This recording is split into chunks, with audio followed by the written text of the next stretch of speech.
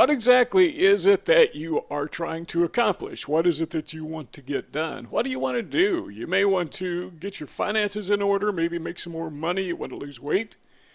You want to maybe make better grades. Maybe you're trying to learn a new language, or you're trying to have a more organized life. I don't know. We have all kinds of objectives, all kinds of goals. And one thing we know is this: trying to reach goals with willpower alone almost never succeeds. I can't think of any exception to that. When just by sheer willpower, we got the job done and continued to keep the job done. All right, if willpower isn't working, what is going to work? Because we know there are successful people who reach their goals without using willpower. Well, what are they doing? I mean, highly successful people, they see willpower as little more than an afterthought. But still, particularly people, say wealthy people, where did they get their wealth? They didn't inherit it, they got it somehow, and they didn't use willpower. So how did they get that done? Well, that's what we're going to talk about today: how we can get things done, reach our goals, become successful without relying solely on willpower. We have 8 words for you to consider. Number 1 is this: impediments. What is an impediment? That is anything that gets in your way.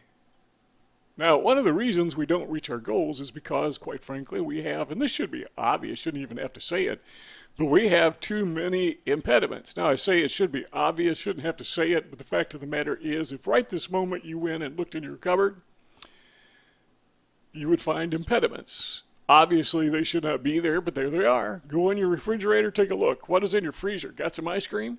Trying to lose weight. You got ice cream in your freezer. That's an impediment. You got to get rid of it. What about potato chips in your cupboard? Trying to lose weight? You got potato chips? That's an impediment. I know. It's one potato chip. What's it going to hurt? How is a fraction of an ounce potato chip going to put on pounds? They do, and we all know it. So we have to get rid of those impediments, whatever they are. It doesn't matter. Sometimes people are impediments, and you can't get rid of people, obviously, because they're always going to be there. But we can manage how we interact with people. We don't have to spend time talking with people who are very negative or work against our goals. You know, those people that always can tell you how it should be done, and how it should be done is not the way you're doing it. Whatever you're doing, they say you're doing it the wrong way.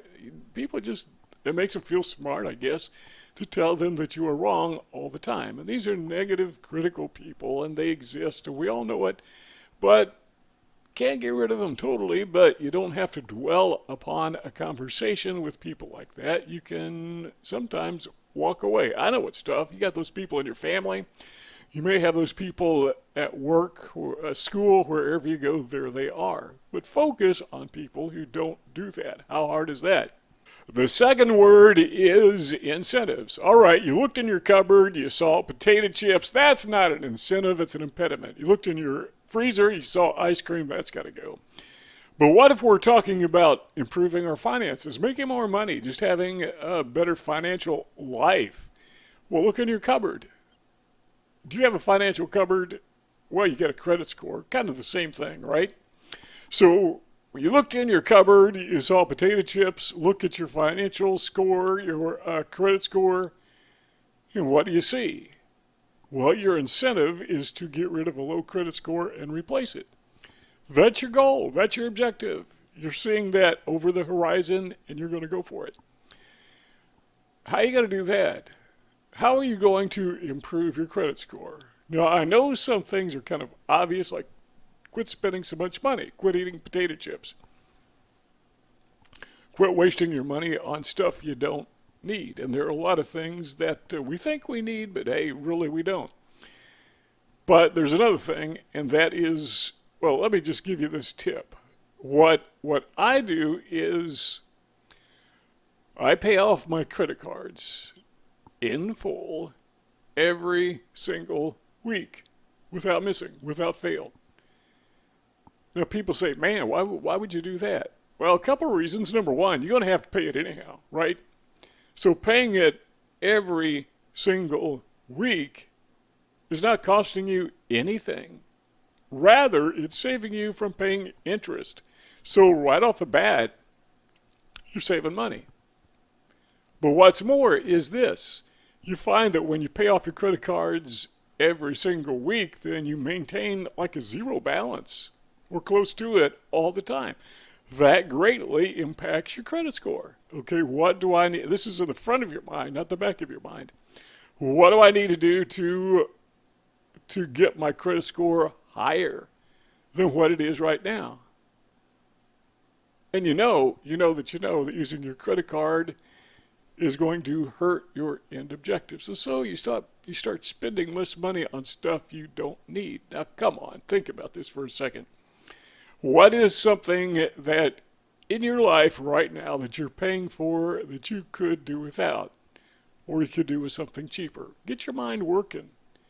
But have these incentives, have these goals. And you don't need willpower to have short-term or even long-term incentives, something to work toward. Number 3 is this, what we call self-talk. Make it easy to do what needs to be done and make it difficult to do what needs not be done. Now, you have seen those cartoons, no doubt, of somebody who has a devil on their shoulder and an angel on the other shoulder, and that represents those thinking processes that go on in our minds all the time. And the devil is telling you, hey, look, talking about losing weight, the devil says, the little devil on your shoulder says, go ahead and eat a potato chip. I mean, it weighs a fraction of an ounce. How is a fraction of an ounce going to put on pounds? This is what the devil's telling you. And so you eat a potato chip. Tastes good. Think you have another one. And then you think you have another one. And it's that snowflake effect. Next thing you know, you have an avalanche. I mean, how can one snowflake cause an avalanche? How does a potato chip put on pounds? Well, it doesn't, but a lot of them do. And we take that principle and we apply it. This is called self-talk. And all of us have this self-talk going on in our minds all the time. We're always talking to ourselves.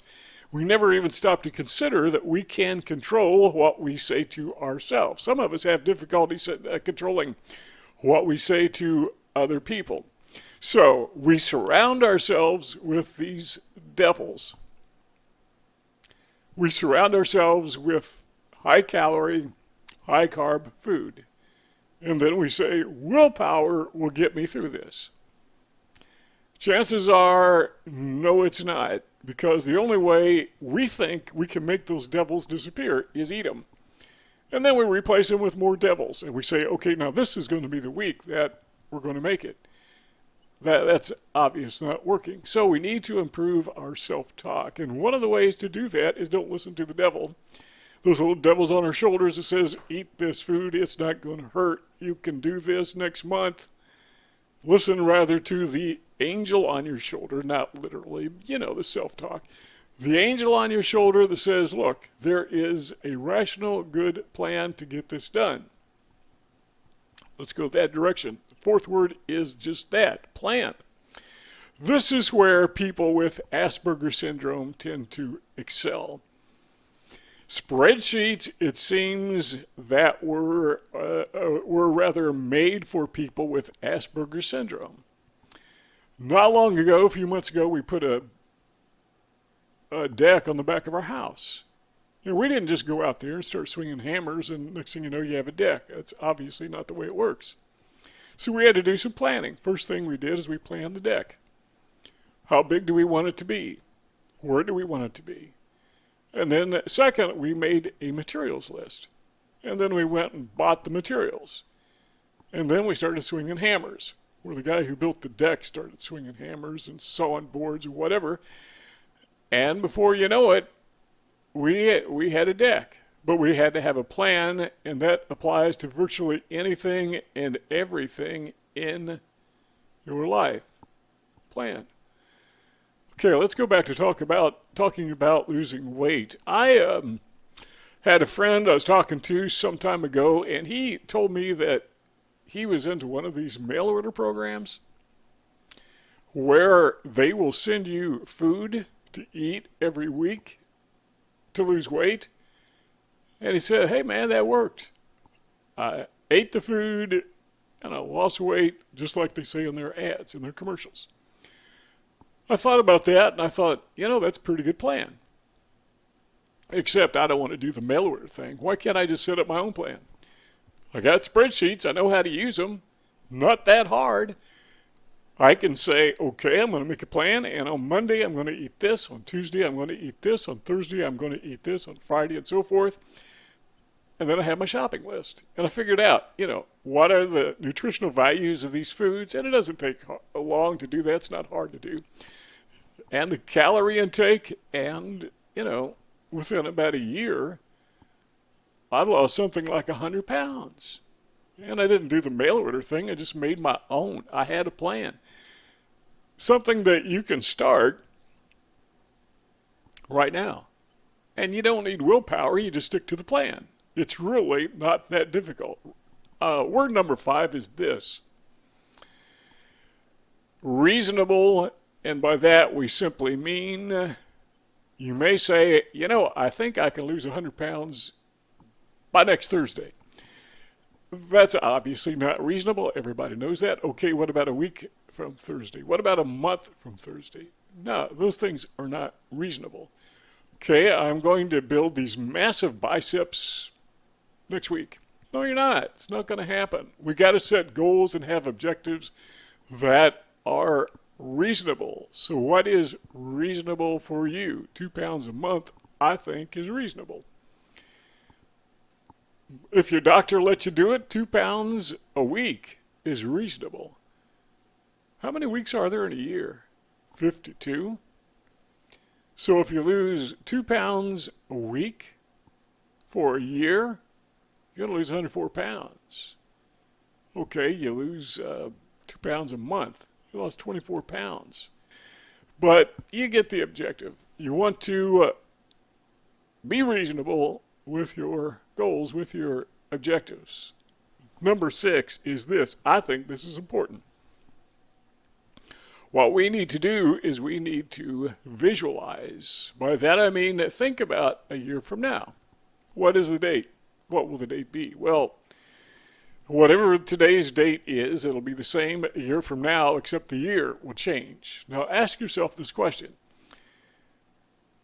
What will my weight be a year from now? How will my finances be a year from now? How will my grades have improved a year from now? If I'm learning a foreign language, how far along advanced will I be a year from now? And the way to answer that question is to ask another question, and that is, if I had started a year ago, where would I be right now? How would things be different in my life right now if I had started, made a plan a year ago and just stuck to it? And you see what's happening is you're just eliminating willpower because you got that plan in front of you. There's nothing to it. And you got your cupboards and your refrigerator cleaned out and the right stuff is in there. We'll talk a little bit more about that in the next word. But you've got all these things in line. Willpower, what? You got your plan, you got your food right there. And it tells you what you're going to eat today and when you're going to eat it. There's not a whole lot of willpower trying to resist potato chips when they're not even in your cupboard. You don't have to have willpower not to eat that ice cream because there is no ice cream. You took it out, and now you set on a path for the next year or so to just stick to it. And by the way, you will find a year from now that it's a lot easier. You think it's easy now without willpower? Yeah, you can do it, but it's going to be a lot easier a year from now. Just simply because you have trained your brain to stick to this pattern. That brings us to word number 7, and that is the word harmonize. Did you know that your brain comes equipped with a personal motivator just for you? It is a neurotransmitter. You've heard of this. It's called dopamine. That is the thing that gives you pleasure when you eat a potato chip and you say, I think I'll eat another one because that made me happy. And I think I'll eat another one. That's why you ate too many potato chips. That's why you ate too much pizza. That's why you had too much ice cream. That's why you gorged yourself on frosted donuts because you have dopamine. You activated that thing that is in your brain. It's there. It's working. You know it's working because you're using it all the time. The challenge is not to stop using it. It's to stop misusing it. So let's start using our dopamine correctly. How hard is that? To harmonize our thinking with our dopamine, to get it in sync with our plan. Don't let it run amok. You control it. Don't let it control you. You control dopamine. It's just that simple. Food that I eat has got to meet 2 criteria. And again, things like this don't just apply to losing weight, apply to just about anything. But for example, food that I eat has to meet 2 criteria. It has to like me, let's put it that way.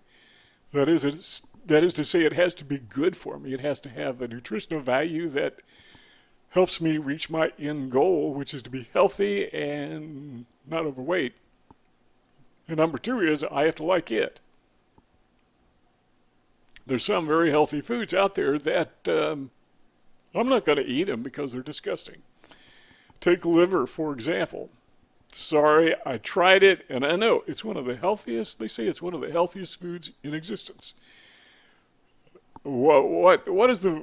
Just tell me, what is the food that you hate to eat?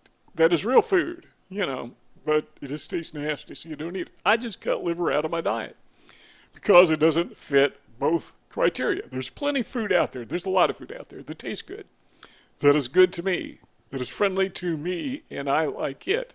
So it's healthy for me, and I think it tastes good. Now, it may not be as good as potato chips and ice cream and donuts, but seriously, do we have to have the tastiest food all the time? No, we don't. That's where controlling dopamine comes into play. And what we find happening is, you say, well, isn't that the same as willpower? No, because once we get our dopamine in line, our pleasure center in line, it motivates us. And it's doing that again. I just said this. It's doing it right now. It's motivating us to eat donuts. It's motivating us to eat potato chips, whatever. Makes us fat. Well, use it to motivate us to eat food that we like that doesn't make us fat. Let's put it in these terms. Maybe this would be little easier to understand, but let's say that you had a really, really, really good friend.